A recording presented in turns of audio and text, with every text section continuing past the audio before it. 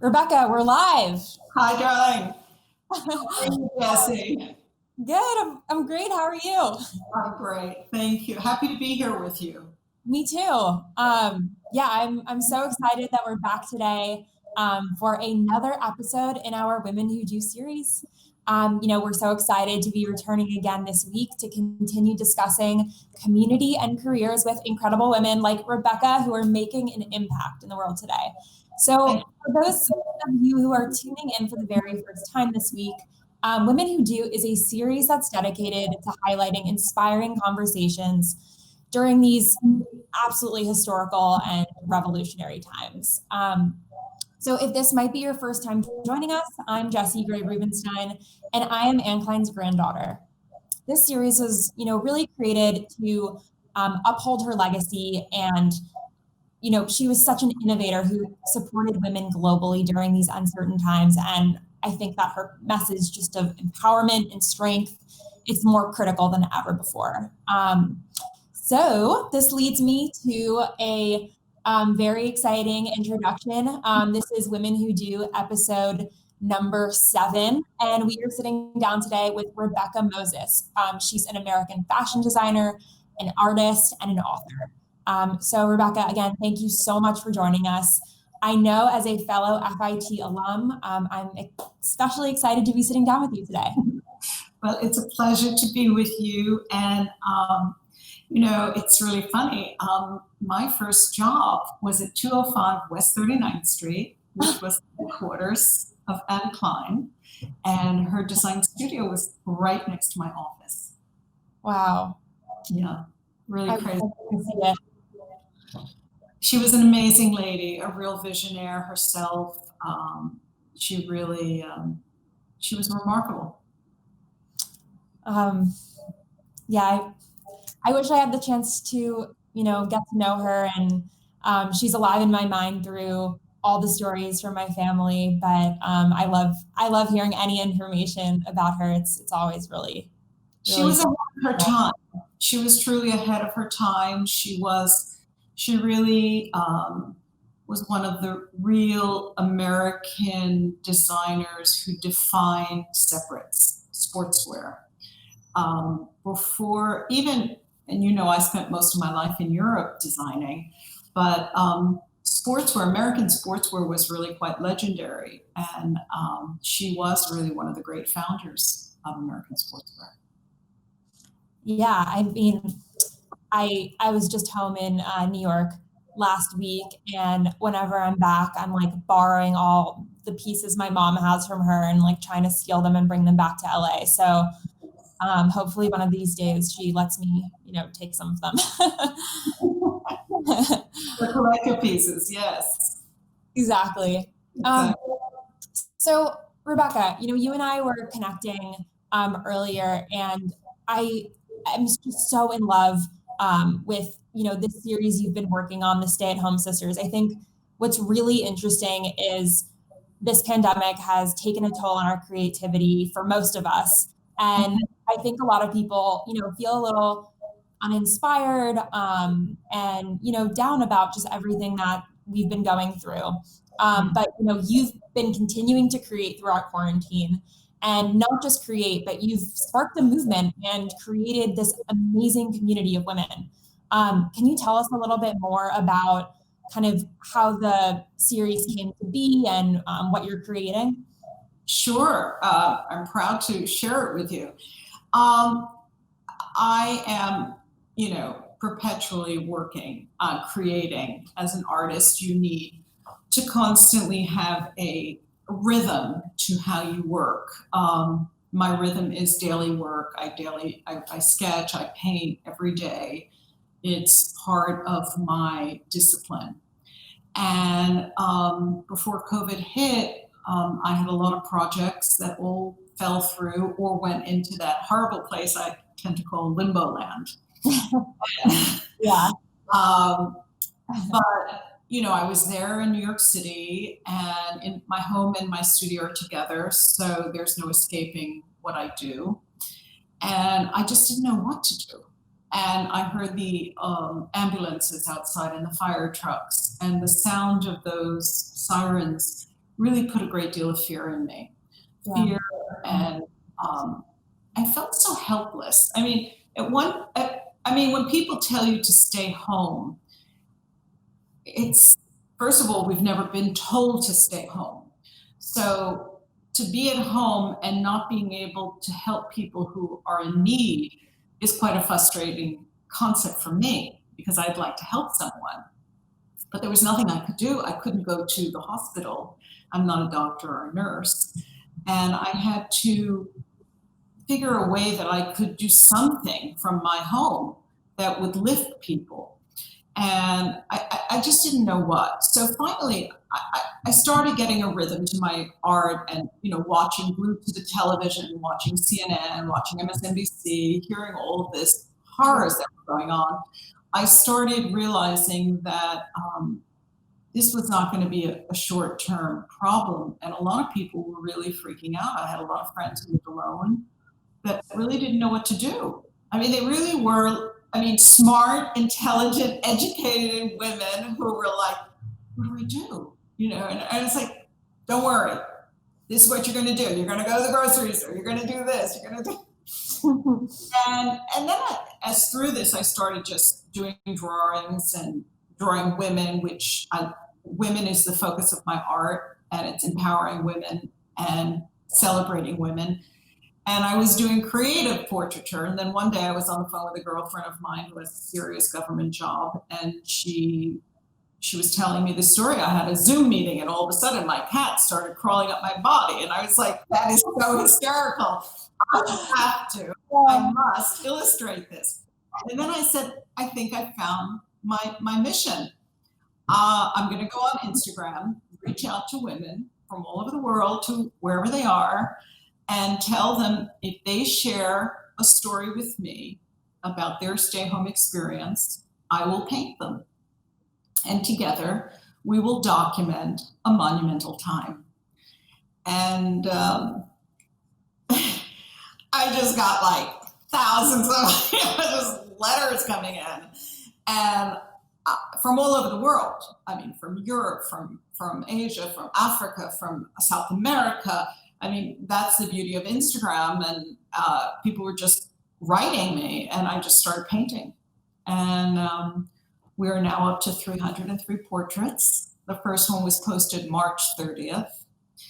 And while this was happening, while I painted each woman before would say, hey, Jessie, I'm so happy you're a stay-home girl. I'm a stay-home girl. Let's connect. And then another woman would come on and say, hey, Jessie and Rebecca, I'm so happy to be here. And then another one would come and they'd all start connecting. And before you knew it, I said, this isn't just the stay-home girls. These are sisters. These are women who are actually connecting. And each one had such a supportive voice of the next one on. And I realized something very magical was happening here. I think when it really hit me was there was a young woman, she was about 19 years old, and she's a dancer. And her classes got canceled. And she was really sad, really quite depressed. And the university she was going to were two other women that had become sisters already, went to that school.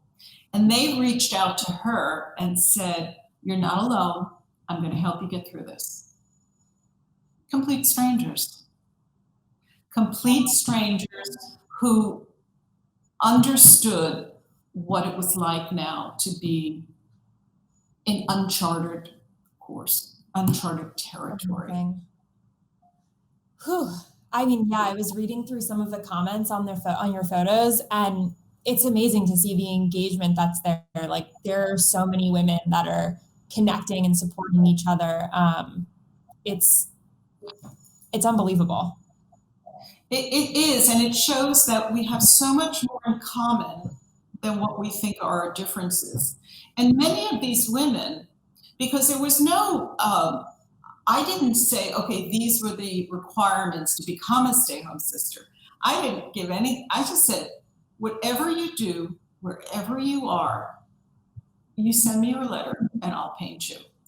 So what happened was that we were the most diversified group of sisters, every profession, every social economic background, um, every race, religion, every age. It was crazy. I mean, just people, there was like this common appeal, and women needed to be uplifted.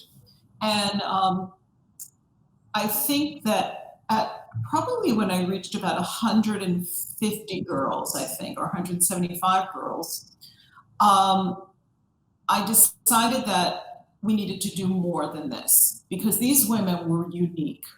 And besides having their letters and having the paintings, I wanted to hear their voices.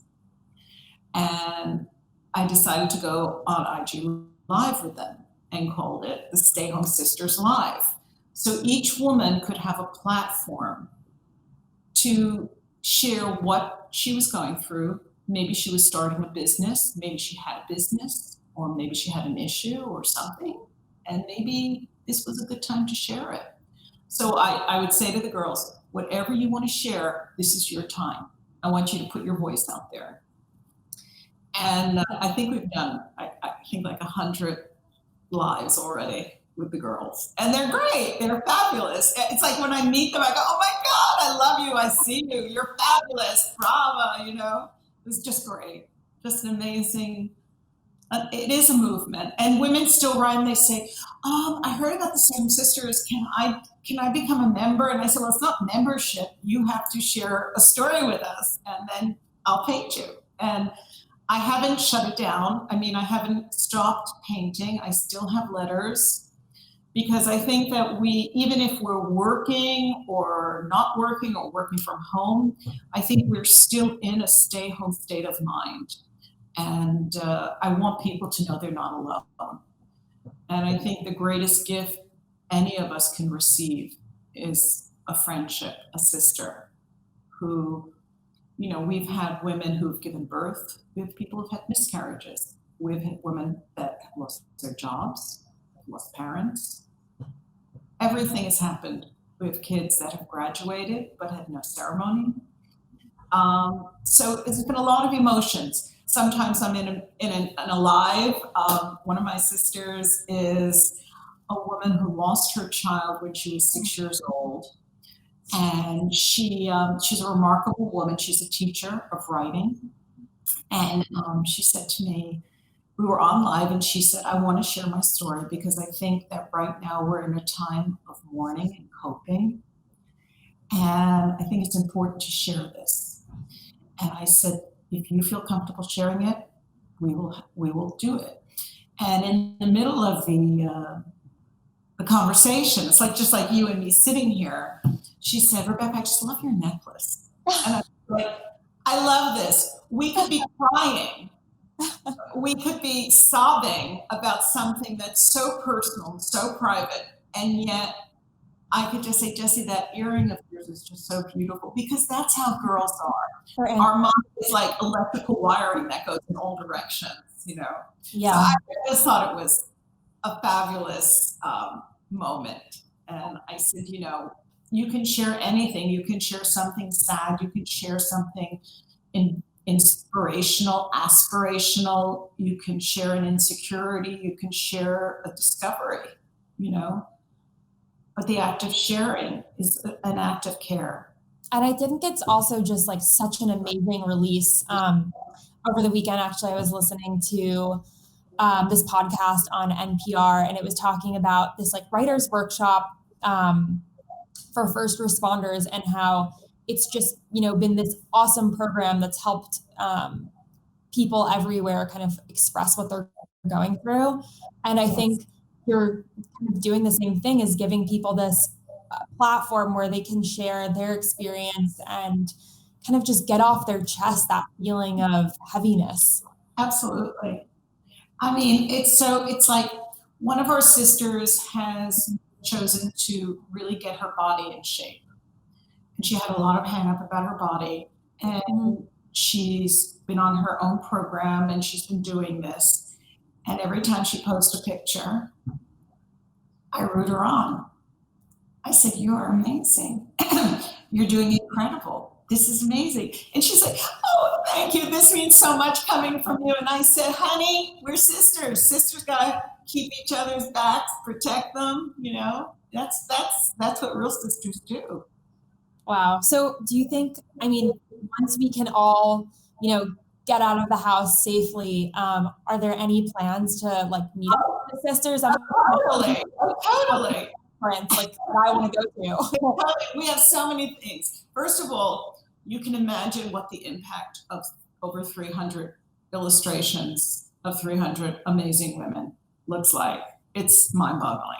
I mean, when I look at it, I said, how did I do this? Like, there was something like bionic that I knew that every time I did something, I was making someone feel better, feeling Mhm. good. So I was doing like 5 portraits a day some days, which is unheard of. I mean, it's just You're cranking it. cranking it. I mean, I was like, I've got to do this. I've got to get this woman in. Her letter was just so emotional for me. I've got to get it done. And when you sit back and you look at all of them, it's mammoth. And the letters are so how a complete stranger can share something so personal. It's need. That's really, Mhm. you know, and the beauty of humanity, which we need to see more of, especially during, I mean, we went through we're still going through the racial unrest. I mean, it's just so painful to see all of this. I mean, just when you think things have gone bad, they can even go worse. And it's been just every day there's been something thrown out, and I just say, listen, you're not alone out there. We've got each other. And So exhibits are definitely on the plan. Books are on the plan. Conventions, maybe a foundation. Lots of things. We'll so see. cool. So many exciting things coming up. Yeah, Um, definitely. and like, how would you say this has, because you started this, wanting to help others, but I think helping others in so many ways, you heal yourself. Have you felt that this has been very cathartic for you to also just Oh, through this totally. pandemic? Totally. I mean, the girls they keep saying, thank you, Rebecca. And I said, no, thank you, because each one of you have given me purpose during a time when I could have easily lost it myself. You know, the things that make us tick as humans is not about fame, fortune, anything. It deals with very fundamental human need, the desire to be connected, the desire to be loved, the desire to be able to communicate to another person. So, somebody once said to me, oh, you talk to me like I'm your friend. And I said, well, you could be my friend. I said, don't let the turban get you.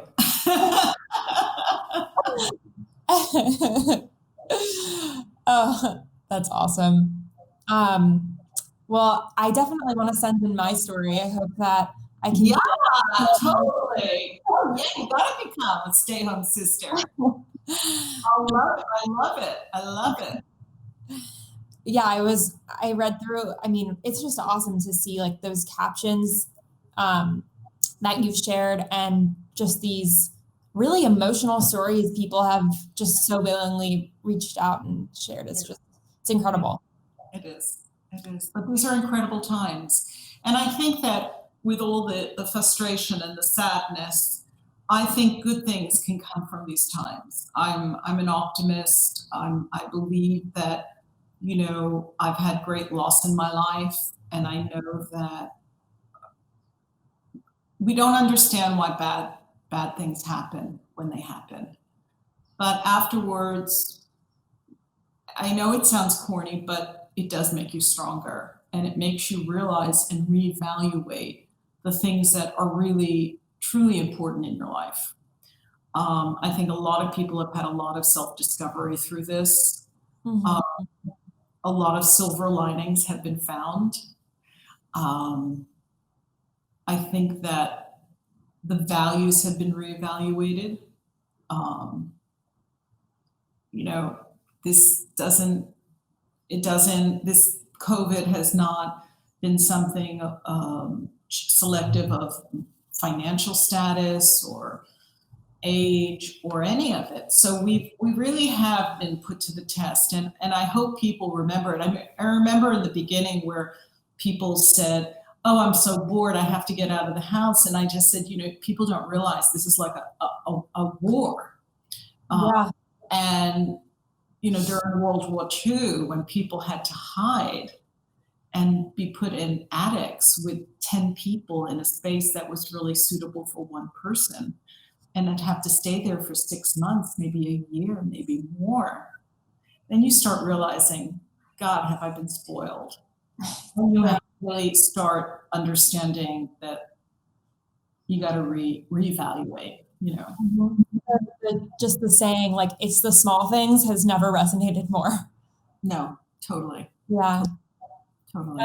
And Rebecca, I think like one of the things that I find just so inspiring and amazing is, as I said earlier, this is a time where a lot of people could feel uninspired, and you've made just amazing art out of what's going on.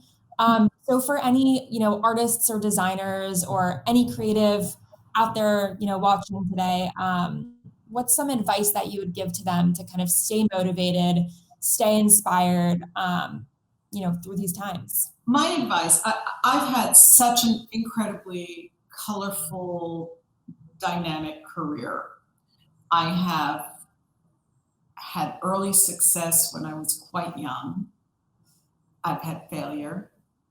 I've had challenges that no one ever could have taught me about in university. Um, I have bounced back. I have stayed my ground and believed that where you have a will, Hmm. to believe you can overcome. This is not an easy life, no matter what profession or career you're in. You have to know that every challenge can be overcome. And just keep your mind open, keep walking, and keep believing. Because life is not like that. Life is like this, you know. And as long as you learn to surf it, you have to learn to surf it. And I always say, I always felt like a fireman. I always felt like I had a hose on my hip to put out a fire because there's always fires to put out. So I would say stay humble, stay respectful of the people around you, be empathetic. Doesn't mean to make you weak, but if you can remember where you come from, be humble and respectful, you can achieve whatever you set your mind to. I really believe it. I have been exposed to things that I never could ever imagine to have been exposed to. And yes, I had some really bad patches along the way, places where I got to where I thought, my God, how could a human being be so dishonest? Or, but you know what? It is. So plan your plan, keep walking. Keep walking is my best motto. Just keep on walking because you will be challenged. Do not think that life is just like this. And fame is not the answer. It's a momentary thing. It comes, it goes. Flavors of the month come and go. You have to decide what you value in your life and just stay on track. Wow, that's really amazing advice. What you said reminds me a lot of my favorite book, is a book called Be Here Now, and they have this one element of the book that talks all about treating life like a dance. And so when you have to do that thing that's not enjoyable, just treat it like a dance. And that reminds me of that a lot. Okay, my mandatory book for everyone to read is Oh, the Places You'll Go. I think it's one of the most genius books ever written by Dr. Seuss. And I can't read that book without crying. because it's so poignant. It's for anyone at any age going through anything, whether it's someone losing someone, whether graduating, whether failing, whether whatever. It's the perfect book to have by your bedside because it is so much what life is. And you just have to believe in yourself. You know, I was talking to someone the other day and I said, I remember when I tried to sell my first book and everyone had a different idea what the book should be. And I remember they say, no, I think it should be like this. And then another person say, like this. And I was like, I don't like these other ideas, but they're supposed to know more than me. So what do I do? And I just said, no, I've worked too hard on this to get it hijacked. I would rather not do it than not to do it the way that I believe. So everything has a time and place. And sometimes you just have to wait for that time and just keep believing. Get that powdered dust of believing out there, magic dust.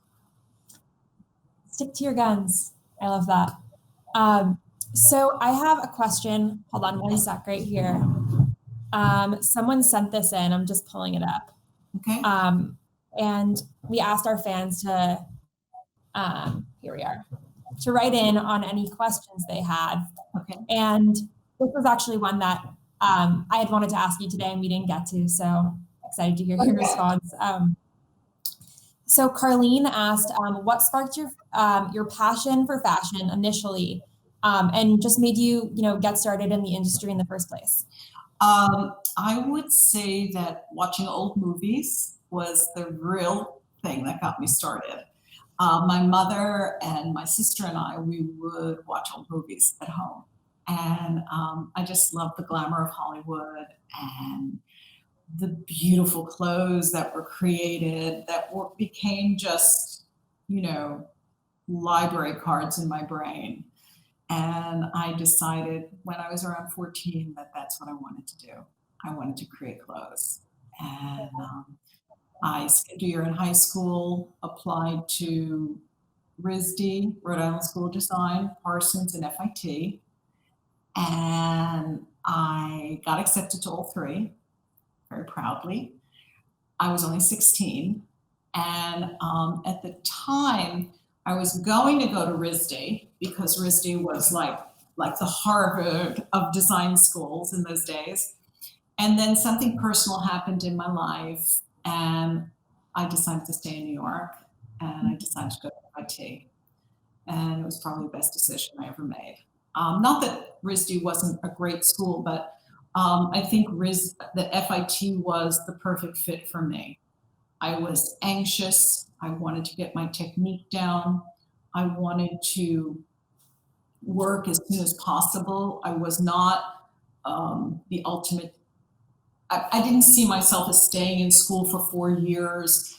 I wanted to learn technically what I needed to do, and I got out when I was 18, and I was working on 7th Avenue when I was 18 years old. Wow. Yeah, it's crazy. Yeah. Crazy. My story is, pretty similar. Actually, I was going to go to SCAD, actually, right? You mentioned your son. Yes. Yeah. Decided to stay in New York and go to FIT. And then I also was in school and also working a full-time job at that age. Yeah.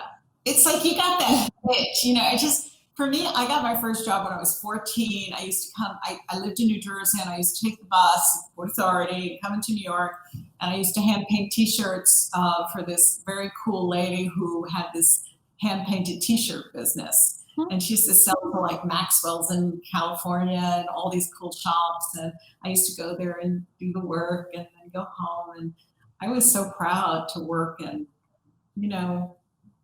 I'm a worker, Me too. Good. I go without working. Yes. Rebecca, I think, that takes me to the end that we're here today, but, thank you so much for being here. I look forward so much to these conversations. Every 2 weeks, whenever I'm feeling a lull, like these conversations, I know lift me up so much. So I think speaking for everyone out there Yeah. watching, I know that they all feel the same way. So greatly appreciate your time. Well, it's a pleasure for me to be here. I can just give a couple of pieces of advice to sum this all up. These are challenging times, and everyone has to take care of themselves, because it's just like when you're on the plane and they say you put the gas mask on first and then help others. You're only as good as you take care of yourself. And it's not just physical care, it's also emotional care. And it's really, really important to take care of your mind and be kind to yourself. Take like a half an hour of a day and maybe just go into a quiet room with a cup of coffee, or, and a book, or take a hot bath. Do something to take care of yourself, because these are challenging times. And don't think too far in advance. Take one day at a time. It won't hurt you. I think we all need that reminder. I know I definitely do. Like, we all need it. We all need it. Anyway, Um, it's been an honor and a pleasure. Thank you. So everyone that's out there, Kisses to Anne above. Okay. yes, exactly. It was actually her birthday a few days ago. So she's here in this Leo month with us. That's great. Great. So yeah, for everyone that tuned in today, thank you so much for watching. We will be back on August 19th for Women Who Do episode number 8 with American jewelry designer Temple St. Clair. Remember to follow us on Instagram at Anne Klein Official and on Facebook at Anne Klein for all the latest updates on the Women Who Do series. Have an amazing Wednesday, everyone, and I look forward to seeing you next time. Take care, everyone. Be well.